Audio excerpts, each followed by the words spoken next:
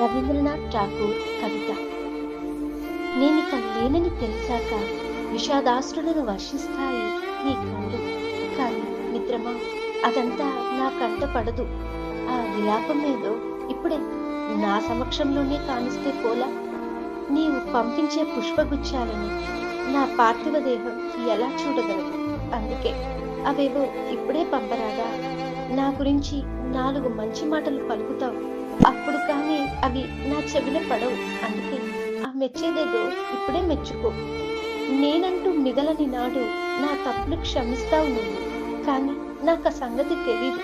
అదేదో ఇప్పుడే క్షమించేయలేవా? నన్ను కోల్పోయిన లోటు నీకు కష్టంగా తోస్తుంది, కానీ అది నాకెలా తెలుస్తుంది? అందుకని ఇప్పుడే కలిసి కూర్చుందాం కాసేపైనా. నాతో మరింత సమయం గడిపి ఉండాల్సిందని నీకు అనిపిస్తుంది. అదేదో ఇప్పుడే గడపవచ్చుగా మనసారా. సానుభూతి తెలపడానికి నా ఇంటి వైపు అడుగులు వేస్తాం. నా మరణ వార్త విన్నాక సంవత్సరాలుగా మనం ఏం మాట్లాడుకున్నామని ఇప్పుడే నా వైపు చూడు, నాతో మాట్లాడు, బదులు పలుకుతాను. కాసేపైనా గడుపుతాను, హాయిగా నీతో మెలుగుతాను.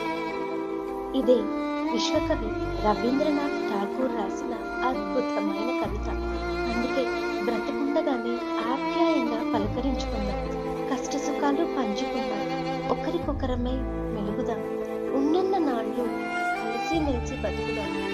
ఈరోజు కలిసిన మాట్లాడిన వ్యక్తి మళ్ళీ కలుస్తాడో లేదో, మాట్లాడతాడో లేదో, ఏది శాశ్వతం?